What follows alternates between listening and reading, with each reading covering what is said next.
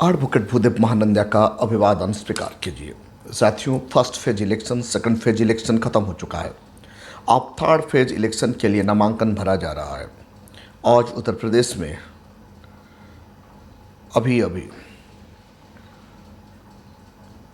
राजनाथ सिंह ने लखनऊ का सीट के लिए नामांकन भरा है।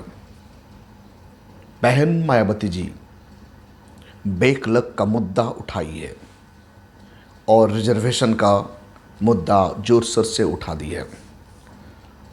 उत्तर प्रदेश में बहन मायावती जी को और बहन मायावती जी का सोशल इंजीनियरिंग काम कर रहा है।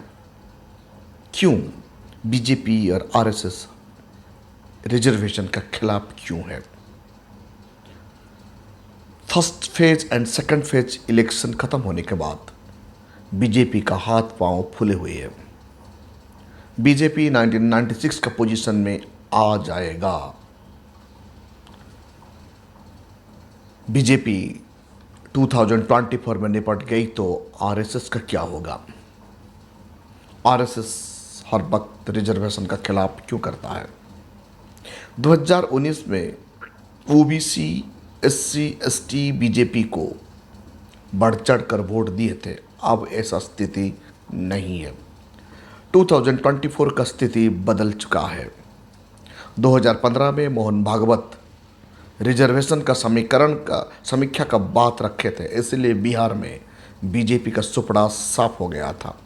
आज का तारीख में जो रिजर्वेशन के खिलाफ जाएगा उनका पॉलिटिकल डेथ सुनिश्चित है। क्यों? क्योंकि एससी, एसटी, ओबीसी जागरूक हो रहे। अखिल भारत प्रतिनिधि सभा 2015 में रिजर्वेशन को फिनिश करने की बात रखी थी। अभी आकाश आनंद बहुजन समाज का मजबूत लीडर होकर उभर रहा है। संवैधानिक प्रक्रिया से वो अपना बात सोशल मीडिया में और इलेक्ट्रॉनिक मीडिया में रख रहा है और बीजेपी का अपनी ही नारे उनका गले का फांस बन चुकी है। इस बार 400 पार संविधान बदल देंगे। बीजेपी का ये नारा उनके लिए मुसीबत बन चुका है। 2019 में एमपी में ओबीसी का 66% वोट, एसटी का 55% वोट, एससी का 49% वोट, ये सीएसडीएस का रिपोर्ट कहता है। लेकिन 2024 बिल्कुल उलट हो रहा है। यानी 2024 सोशल इंजीनियरिंग काम कर रहा है। एससी, एसटी, ओबीसी जागरूक बढ़ रहा है और Bahujan Samaj party plus plus में आगे बढ़ रहा है। आपको ये खबर कोई भी गोदी मीडिया नहीं दिखाएगा और कोई भी सोशल मीडिया जो मनोवादी का द्वारा परिचालित है वो भी नहीं बताएगा। खबर को विस्तार से जानने के लिए आप हमारा साथ जुड़े रहिए, अंत तक जुड़े रहिए और आपका कमेंट जरूर लिखिए। साथियों, बीजेपी एंड आरएसएस हर वक्त रिजर्वेशन के खिलाफ क्यों है? इतिहास गवाह है। बीजेपी एक धन्ना सेठों का पार्टी है और हाई कम्युनिटी लोगों का पॉलिटिकल पार्टी है जो खुद को सवर्ण कहते हैं। और आरएसएस, ये दोनों बराबर है। ये कभी भी सामाजिक equality, social equality, economic equality, political equality नहीं चाहते। ये कभी भी social justice, economic justice and political justice नहीं चाहते। इसीलिए इनका एजेंडा जातिवाद मानसिकता के कारण ऐसा होता है। बहन Mayawati ji third phase election के लिए तैयार कर रही है। बहन मायावती जी, उनका वक्तव्य में वो बताती है देश में कांग्रेस का जो हाल हुआ है वैसे ही बीजेपी का हाल भी होगा, क्योंकि बीजेपी रिजर्वेशन के खिलाफ मुंह खोल रहा है। बीजेपी का जो नारा है इस बार 400 पार संविधान बदल डालेंगे। बहन मायावती जी इनको पलटवार करते हुए वह बताती है कांग्रेस भी ऐसे बात करती थी। उनका हालत आज भारत में किसी को छुपा नहीं है। बीजेपी का हालत भी ऐसा ही होगा। भारत का चुनाव प्रक्रिया फेयर एंड फाइन होगा तो बीजेपी सत्ता में आना नामुमकिन है, बहन मायावती जी बताती है। आरएसएस चीफ मोहन भागवत तक ये बात चला गया है। इस बार 400 पार। गृह मंत्री अमित शाह जी, प्राइम मिनिस्टर मोदी जी सफाई देने लगे हैं।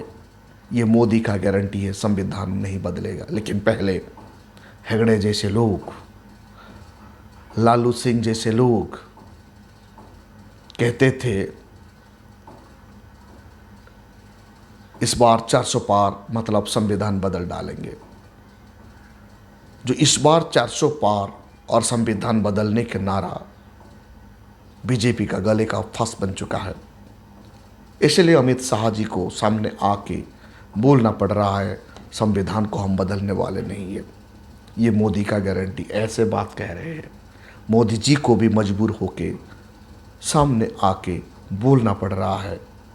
ऐसे ये झलक रहा है थर्ड फेज इलेक्शन आते आते बीजेपी कितना कमज़ोर हो गया है। बहन मायावती जी का आक्रमण रिजर्वेशन के खिलाफ जो जाएगा वो पार्टी फिनिश हो जाएगा। कांग्रेस जैसे फिनिश हो गया है, ऐसे ही बीजेपी भी सत्ता से दूर रहेगा। क्यों? क्योंकि आज बहुजन समाज संगठित है। बहुजन समाज समझ गए हैं, खास करके ओबीसी समाज एससी और एसटी का साथ जुड़ गए हैं। इसीलिए आरएसएस का जो नारा है उनका हाथ पांव फुला दिया है। साथियों, बीजेपी 1996 में उनका पोजीशन क्या था? साइनिंग इंडिया का नारा दिया गया था। वो गवर्नमेंट 13 डे तक टिक नहीं पाया। कोई भी पॉलिटिकल पार्टी उन्हें सपोर्ट नहीं किया। आज ऐसे ही हालत हो चुका है। 2024 में बीजेपी एब्सोल्यूट मेजॉरिटी नहीं आएगा तो कोई भी पॉलिटिकल पार्टी उन्हें मदद नहीं करेगा। वो गवर्नमेंट कंटिन्यूटी करना नामुमकिन बन जाएगा, क्योंकि एससी, एसटी, ओबीसी, माइनॉरिटी लोग समझ गए हैं। सोशल जागरूकता बढ़ गया है। अब दिल्ली से घंटी बज गया है नागपुर तक। ये घंटी का मैसेज क्या है? बीजेपी निपट गया तो आरएसएस भी निपट जाएगा। यानी बीजेपी खत्म, बीजेपी इलेक्शन में हार गया तो आरएसएस का पोजीशन क्या होगा, आरएसएस का स्थिति क्या होगा, आप समझिए। इसलिए आरएसएस कार्यकर्ता सामने आ नहीं रहे हैं। जहां भी बीजेपी लीडर वोट मांगने के लिए जा रहा है उन्हें लोग भगा रहे हैं। लोगों का प्रश्न का जवाब बीजेपी लीडर को देना मुश्किल हो रहा है। प्रोटेक्शन में रहकर बीजेपी का स्टार प्रचारक प्रचार प्रसार कर रहे हैं। लोगों का सामने खुला जा नहीं पा रहे, खुला जीप में जा नहीं पा रहे, या लोगों के साथ हाथ मिलाना भी नामुमकिन बढ़ गया है बीजेपी लीडर को थर्ड फेज इलेक्शन आते आते। हिंदी पट्टी में बीजेपी पूरा डाउनफॉल है। जो हिंदी पट्टी में खास करके उत्तर प्रदेश, मध्य प्रदेश, बिहार, छत्तीसगढ़, राजस्थान, हिंदी पट्टी में बीजेपी का दबदबा था और 2019 इलेक्शन में ज़्यादा एमपी सीट लिया था। लेकिन अब हिंदी पट्टी में बीजेपी पूरा माइनस में चला गया है। First phase and second phase election में क्लियर पता चल गया है। तो हिंदी पट्टी में बीजेपी अब मजबूती का साथ लड़ नहीं पा रहा है। सोशल इंजीनियरिंग के कारण बीजेपी का डाउनफॉल हो गया है। बीजेपी का जो धर्म का राजनीति सबको पता चल गया है। 2019 में ओबीसी 40% से ज़्यादा वोट बीजेपी का फेवर में डाला था। 2024 में अब ओबीसी उनसे डिस्टेंस हो गया है। ओबीसी कैटेगरी उन्हें वोट देने के लिए तैयार नहीं है, क्योंकि इस बार 400 पार मतलब रिजर्वेशन का फिनिश करना एससी, एसटी, ओबीसी का लोगों का पास जल्दी ये मैसेज पहुंच गया है। ग्राउंड लेवल तक सोशल मीडिया के माध्यम से वो ओबीसी, एससी, एसटी लोग समझ गए हैं बीजेपी ताकत में आएगा मतलब उनका रिजर्वेशन खत्म हो जाएगा। इसीलिए 2024 आते आते ओबीसी उनसे बीजेपी से नाता तोड़ रहा है। 2015 में मोहन भागवत बिहार में एक बात बताए थे, इस बार रिजर्वेशन का समीक्षा किया जाएगा। इतना ही कहते ही बीजेपी 2015 में बिहार में हार गया था, बिहार में हार गया था। अब हैदराबाद जाकर मोहन भागवत रिजर्वेशन सपोर्ट में भूल रहा है, यानी मोहन भागवत जी का अब सुर बदल गया है। क्योंकि जितनी भी आरएसएस बीजेपी का लोग रिजर्वेशन के खिलाफ बोल रहे थे, अब उनका सुर बदल गया है, क्योंकि एससी एसटी ओबीसी लामबंद हो चुके हैं और संविधान में उनका अधिकार के बारे में लोगों को कॉन्शियस हो गए हैं। इसीलिए आज आरएसएस और बीजेपी घुटने के बल पर आ गया है और रिजर्वेशन को सुरक्षा देने की बात कह रहे हैं। असलियत में उनका चेहरा क्या है अब सब लोगों को पता है। अखिल भारतीय प्रतिनिधि सभा में 2015 में ये लोग क्या बात रखे थे, ये लोग रेजुलेशन लाए थे रिजर्वेशन को फिनिश करने के लिए। लेकिन आज अखिल भारतीय प्रतिनिधि सभा रिजर्वेशन के खिलाफ बोलने से कांप रहा है। क्यों का जवाब आपको मिल रहा है। सोशल मीडिया में गांव तक खबर पहुंचते ही एससी एसटी ओबीसी का अंदर लामबंद हो गया। सबसे बड़ा कारण है आकाश आनंद का जो स्टार प्रचारक रूप से बसपा के लिए काम कर रहे हैं, हर जगह में संविधान को बचाने की बात रख रहे हैं। 5 किलो अनाज दे के भारतीयों को कैसे गुलामी बना रहे वो बात आकाश आनंद बता रहे हैं। आकाश आनंद ये बता रहे हर महीना में 1000 रुपया का राशन दे के लोगों का हक अधिकार छीन रहे हैं। मतलब एक साल में लगभग लाखों रुपया लोगों से ठग रहे हैं। आकाश आनंद ये बता रहे हैं हमें राशन नहीं रोजगार चाहिए। साथियों, भारतवर्ष में ज़्यादा भूखमरी कौन है? बहुजन समाज का लोग। भारतवर्ष में बेरोजगार कौन है? बहुजन समाज का लोग। भारतवर्ष में 2 वक्त का रोटी के लिए कौन लड़ रहा है?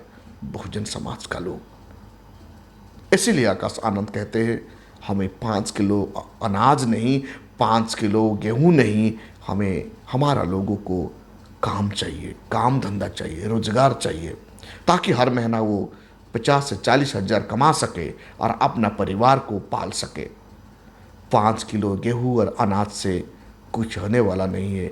ये बात हर कोई बहुजना समाज का दिल में घुस चुका है, लोग समझ चुके हैं। इसीलिए 2024 इलेक्शन बीजेपी का इलेक्शन के लिए बीजेपी को सामना करना पड़ेगा डिफिकल्टी, यानी बीजेपी माइनस में आ रहा है। अब मोदी जी का प्रॉब्लम बढ़ गया है। आकाश आनंद जी फ्रंट फुट में आकर बीजेपी का आमने सामने बैटिंग कर रहे हैं। जो प्रश्न आकाश आनंद दाग रहे हैं, मोदी जी का पास उनका जवाब नहीं है। अब जानते हैं साथियों, बीजेपी अपनी ही नारा में, अपनी ही जाल में खुद फंस गया है।